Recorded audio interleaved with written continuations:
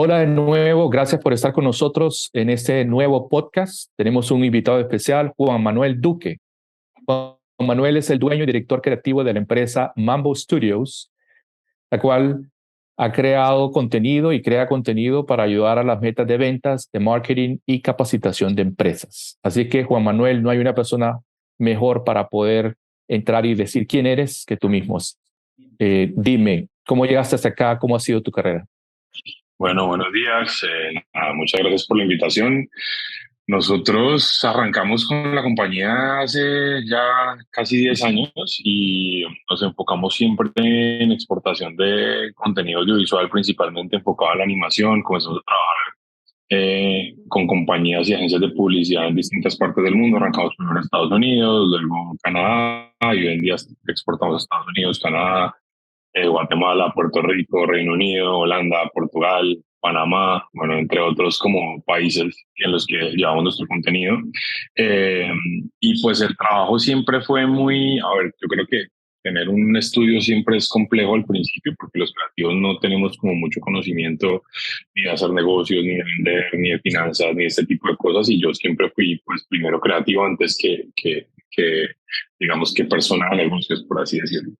Al principio arrancamos bien, pues, pero pues obviamente era difícil, luego encontramos otros proyectos afuera, tuvimos un crecimiento muy rápido y en el 2018 nos encontramos siempre como con una situación muy compleja que creo que es como lo que parte como la historia de la compañía en dos y es como que comenzamos a ver que a pesar de que vendíamos mucho, no, cada vez ganábamos menos plata, no entendíamos por qué cada vez éramos menos rentables. Mm, Entonces yo decido como en Colombia, en Cali, ahí en donde estamos nosotros, en la Cámara de Comercio de Cali. En Colombia las cámaras de comercio son obligatorias, no es como algo opcional, sino que todas las empresas deben pagar por los servicios de Cámara de Comercio obligatoriamente. Tenían un programa de aceleración de compañías que se llamaba Impacta, que es un programa muy conocido hoy en día a nivel Latinoamérica. Y entramos a ese programa donde literal nos enseñaron a cómo hacer renuncias estratégicas y cómo enfocar el negocio en un nicho de mercado puntual para poder encontrar cuál era como ese punto de quiebre y donde cómo podíamos crecer y explotar la compañía. Y en el 2019 fue como el punto más bajo que tuvimos, estábamos supremamente como perdidos, o sea, habíamos comenzado a hacer un montón de cosas, a producir campañas de marketing digital, a tratar de meternos en todo lo que podíamos como para tratar de crecer, pero eso lo que había hecho era diluir el foco de la compañía, hacer que cada vez fuéramos menos rentables y que cada vez perdiéramos más como la especialidad de lo que nosotros sabíamos hacer.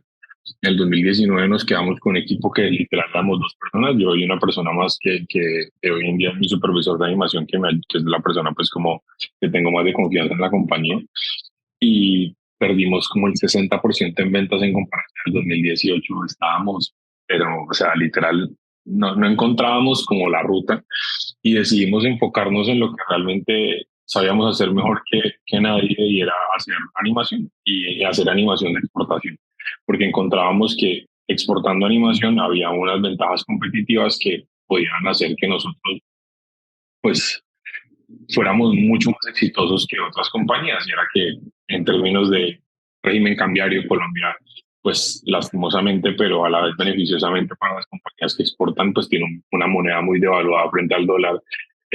Lo que hacemos, digamos que es de muy alta calidad y se paga mucho mejor afuera. Digamos, en Estados Unidos, una animación de un video explicativo se puede estar vendiendo entre 12 y 20 mil dólares y en Colombia eso no llegaba ni a los $1.000 un minuto, digamos, de animación. Entonces decidimos enfocarnos única y exclusivamente en eso, concentrar todo nuestro esfuerzo en eso y ahí comenzamos a encontrar la vuelta. En el 2020 la compañía pasó de ser de 2 a 6, pasó de vender algo cercano a los como $100.000 a pasar a vender casi 280.000 y luego en el siguiente año crecimos otro 60% adicional, pasamos a ser 11 y este año hemos crecido otro 150% adicional y ya somos 33.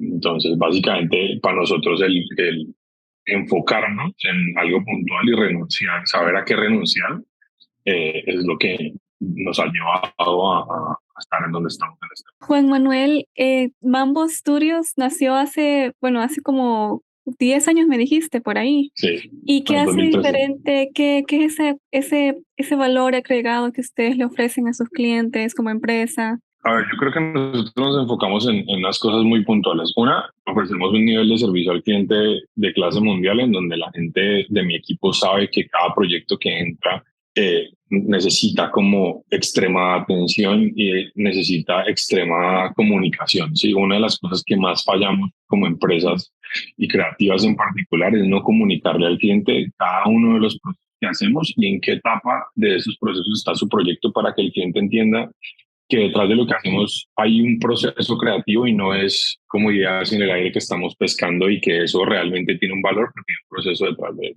Entonces, nosotros somos muy como claros con nuestros clientes entre cada una de las cosas que hacemos, cada etapa, cada proceso, cada cosa que hacemos, en qué estado está, y somos muy comunicativos con todo y el tiempo de respuesta que entregamos es inmediato, porque es algo que aprendimos mucho de trabajar con Estados Unidos y es que la cultura de negocios gringa implica inmediatez, implica como no darle vueltas a las cosas, sino ser puntual, inmediato y al punto. ¿Sí? Entonces eso es algo que nosotros implementamos mucho. También hacemos obviamente contenido de altísima calidad, hacemos animación tradicional, hacemos animación cuadro, perdón, animación corado, hacemos como mezclas de contenido de animación muy centrado en técnicas de storytelling. Entonces tenemos un proceso de storytelling propio en donde digamos que pues tomamos el proyecto del cliente, lo pasamos pues como por nuestro proceso para entregar una idea y como plantear lo que nosotros desarrollamos. Todos nuestros proyectos son hechos a la medida de principio a fin, no usamos plantillas, no usamos nada que sea digamos 100% original, todo lo desarrollamos nosotros 100%. Y también nos paramos mucho desde el entendimiento cultural de lo que estamos buscando desarrollar. Entonces, obviamente, al estar tan expuestos a trabajar con clientes de tantas partes del mundo, sabemos que tenemos que entender mucho la cultura de cada sitio para hacer como contenidos. Y sabemos que, por ejemplo, no sé, nosotros trabajamos mucho en el noreste de Estados Unidos, en el área de Boston, y ahí la gente es supremamente como enfocada en la diversidad de género, en la diversidad de culturas, entonces los contenidos tienen que reflejar eso, ¿sí? Y la diversidad de género se refleja más allá de poniendo, no sé, personas de color y personas blancas, sino se tiene que reflejar en, por ejemplo, idiosincrasias de religión, de sitios, de ubicaciones, entonces eso todo tiene que expandirse a lo que uno hace en ese contenido. Entonces, un poco también hay que entender mucho eso. Claro. Y esas son las cosas en las que nosotros más nos enfocamos y obviamente pues tenemos ventaja competitiva en precios pues frente al mercado internacional, tenemos ventaja competitiva también en zona horaria. Colombia está en la zona de como cercana al Eastern Time de Estados Unidos, entonces estamos a 1 hora de diferencia del Eastern Time cuando están en Daylight Savings, cuando no estamos al mismo horario. De Pacific, que es la costa oeste, pues estamos 93 horas más, estamos siempre muy cercano a lo que estamos en zona horaria con un mercado con Estados Unidos frente a nuestros competidores que serían India, por ejemplo, o Europa, que tienen zonas horarias de diferencias grandísimas, entonces eso también ayuda a tener una ventaja competitiva pues, más grande. Juan Manuel, has planteado que cambiaste de ecosistema económico, es decir, saliste de Latinoamérica o reduciste tu presencia en Latinoamérica para proveer tus servicios en un país con una moneda más fuerte, con una economía mucho más fuerte, lo cual tiene todo el sentido del mundo. ¿Ese es el consejo que tú le darías a alguien que quiere poner su propio estudio, un startup o alguien en Latinoamérica que quiere surgir, tomar esa misma línea? Sí, definitivamente. Yo creo que, a ver, nuestros mercados latinoamericanos son muy volátiles, ¿sí? Tienen condiciones socioeconómicas que hacen que sean poco estables y que sean pequeños en muchos casos. O sea, Colombia es un país que, a pesar de que tiene una economía como una buena economía, es volátil también mucho en su economía porque depende principalmente del petróleo. Entonces hace que sea difícil que la economía sea estable y también tiene condiciones socioeconómicas que hace que hace que la economía interna sea difícil, que sea estable y a la vez es pequeña. O sea, digamos que hay 10, 20 compañías que mueven, digamos, la economía del consumo, en donde podrían ser potenciales clientes y después están en la mitad otras medianas que a las que probablemente inviertan en esto, pero no van a ser nunca como las que hay en Estados Unidos. Y nunca va a haber tantas y nunca va a haber tanta,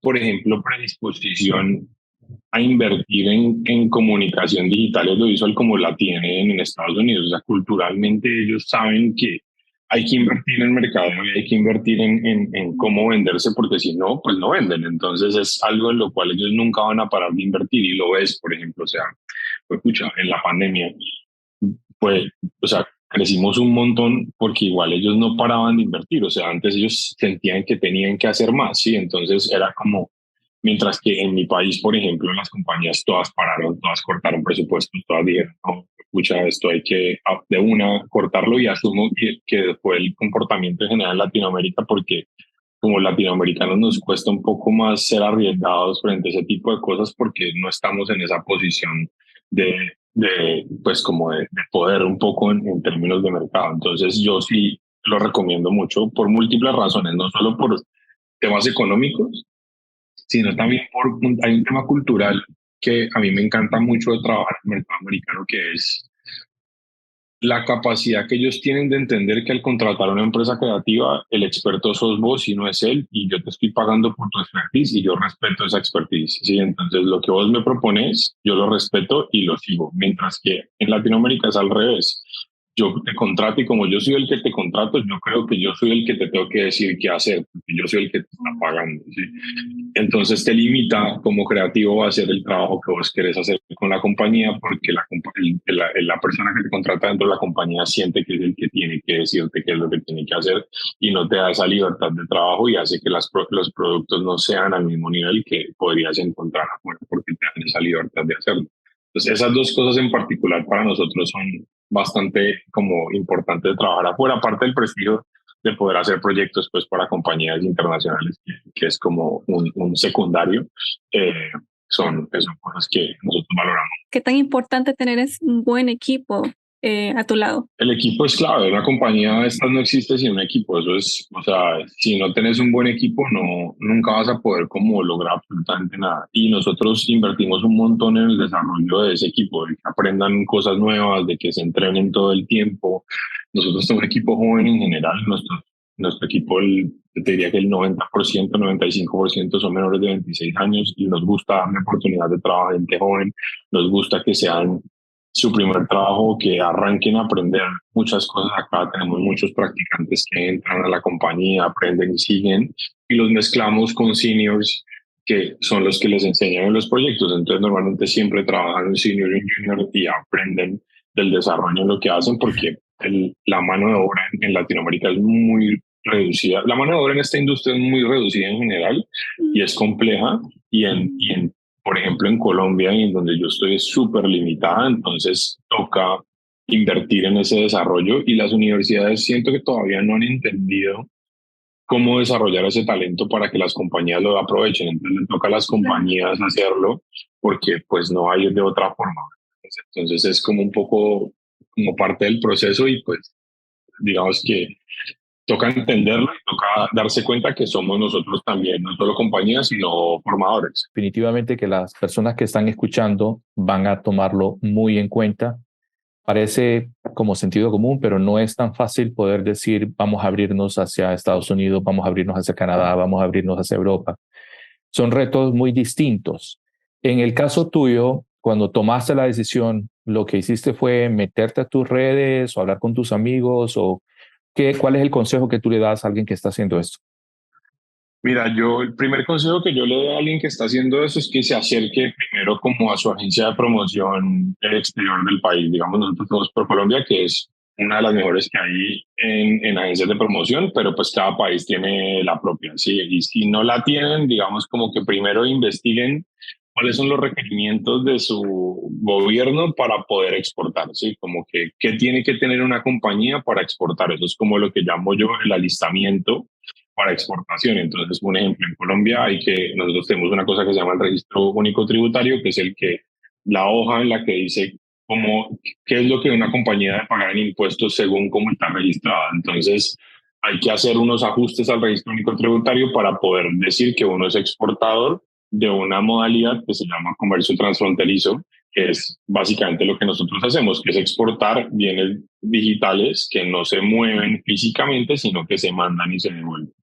Entonces, en Colombia eso tiene unos beneficios tributarios, no paga IVA, que es pues el impuesto sobre las ventas, y no paga impuesto de renta, es, digamos, libres de impuesto de la exportación de comercio digital. Entonces, pues si uno está bien registrado, tiene que cumplir los requisitos, obviamente, estar bien registrado dentro del RUT, tener siempre una orden de compra y una factura, digamos, un documento equivalente para poder que esto cumpla estos requisitos. Entonces, lo primero que uno tiene que hacer es entender eso legalmente. ¿Cómo hago para exportar? ¿Sí? Porque pues no podemos como hacerlo mal o por fuera de la ley. Sí, de pronto cuando uno exporta algo chiquito y te consignan a tu cuenta personal $1,000, $2,000, yo qué sé, digamos, está bien, pero llega un punto en el que uno aspira a crecer y a vender mucho más que eso, y pues ya si te van a consignar $600,000, pues inmediatamente van a saltar todas las alarmas del mundo, en el cual pues no, si tenés que legalmente saber cómo responder y que las cosas estén como correctamente. Y lo segundo para mí siempre es como identificar un nicho de mercado. Lo peor que uno puede hacer como exportador, y creo que lo peor que uno puede hacer en general en un negocio, es como abrir muchas bandas de ventas. Sí, uno tiene que enfocarse en algo chiquitico, porque cuando uno es una pequeña empresa, sus recursos de venta son limitados. Entonces no tenés para vender 1,000 mercados a la vez, sino que tenés como vender muy específicamente. Entonces es identificar quién es ese público objetivo, quién es ese nicho de mercado en el cual vos podés ser competitivo. Un ejemplo, en el caso nuestro, nosotros entendimos que para poder vender en un mercado sofisticado como Estados Unidos necesitábamos algo de portafolio, porque los clientes que teníamos, a pesar de que eran clientes conocidos en Colombia, en Estados Unidos eran desconocidos. Entonces, pues nuestro portafolio no valía nada. Necesitábamos construir algo de portafolio, pero ¿cómo construíamos portafolio sin tener clientes, digamos, directos? Todavía clientes en Estados Unidos, era como esta dicotomía de que fue primero el huevo o la gallina. Y entonces, lo que pensamos es que la mejor manera era encontrar socios estratégicos que nos permitieran insertarnos en el mercado más fácil con su reputación, y de esa manera construir portafolio. Entonces, esos socios estratégicos para nosotros eran productoras audiovisuales como nosotros, que producían video principalmente de imagen real, y que hacían animación, pero esa animación claramente no la producían in-house, porque no tenían equipo interno, porque probablemente era muy caro tenerlo, porque como un salario de un animador en Estados Unidos estamos alrededor de entre los 60 y $100,000 al año. Y porque probablemente el volumen que tenían de venta no era suficiente como para poderlo soportar. Entonces lo que nosotros entrábamos a hacer era un outsourcing creativo, en el cual prestábamos todo nuestro pipeline de animación, nuestro equipo, toda nuestra creatividad y nuestro desarrollo, para que ellos siguieran vendiendo productos de animación y pudieran ganar márgenes más altos por algo que nosotros hacíamos 100%.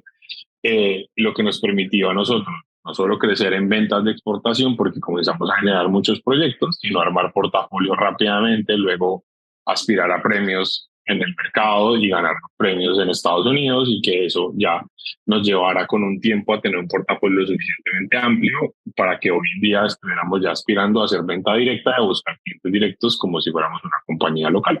Y bueno, Juan Manuel, ya casi estamos terminando el podcast. Queríamos preguntarte cuáles son los planes de Mambo Studios en los próximos 5 años, qué esperamos de ustedes.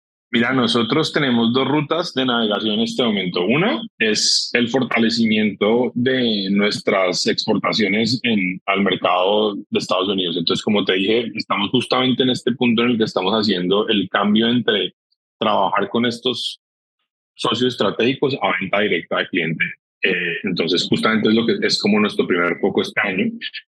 Nosotros teníamos una meta de venta en el 2018, cuando nos trazamos nuestro plan estratégico de crecimiento, nos trazamos una cosa que le llamamos la mega, que es como la mega de venta. Nuestra mega de venta era antes del 2023 vender $1,000,000, que ya estamos en esa mega, y ahora nuestra nueva mega es vender $3,000,000, pero también combinarlo. Queremos no solo tener venta directa, sino queremos comenzar a incursionar también en generación de contenido de propiedad intelectual, o sea, comenzar a generar contenido de series o películas, o poder trabajar en esta otra como industria en animación, porque son dos mundos aparte que también tienen un movimiento gigante y tienen un crecimiento gigante, y hay mucho trabajo para hacer ahí. Entonces queremos como comenzar a incursionar en eso y estamos trabajando justamente en eso también, para hacer un mix de esas dos cosas, entre pues la venta directa que tenemos con nuestros clientes corporativos y publicitarios, y lo que estamos haciendo en temas de generación de contenido, que son como los dos caminos que estamos trabajando, y principalmente como concentrados en el mercado pues americano, porque creemos que pues es donde mejor nos está yendo. Ahí literal abrimos como 3 líneas de negocio, que son los videos explicativos, que es como lo que hacemos, que lo llamamos key explainers. Hacemos videos de marca, que son como lo que llamamos key brand, que son pues todos estos videos de awareness de marca de storytelling de marca, y una línea que es nuestra línea de contenido educativo, con la que hemos trabajado proyectos para McGraw-Hill, Cengage, generadores de contenido educativo muy grandes. Este año terminamos un proyecto en el que hicimos 1,200 videos animados con más de 22,000 assets para el lanzamiento de una plataforma educativa de McGraw-Hill en Estados Unidos, que se llama Sharpen, que acaba de lanzar. Entonces como que estamos muy como enfocados también en esas como 3 como cosas específicas. Entonces ese es principalmente como nuestra hoja de ruta, y obviamente pues seguir desarrollando talento, porque pues es como una cosa que nosotros tenemos que hacer siempre para nunca quedarnos cortos y para poder seguir creciendo, porque no podemos nunca tener mucha demanda y no suficiente con qué suplir. Ha sido muy transparente, muy abierto. Estoy seguro que tus palabras, tu historia propia, la de tu equipo, va a inspirar a más de alguno. Así es que estamos llegando al final.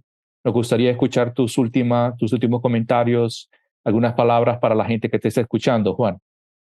Nada, yo creo que para mí es siempre importante nunca nunca desistir, ¿sí? Siempre ser resiliente, aprender que hay como piedras en el camino, en el proceso de tener una compañía, que tener una compañía creativa es difícil, pero que hay que entender también y como, no sé, como saber hacerme la culpa y saber para qué uno es bueno y para qué uno no es bueno.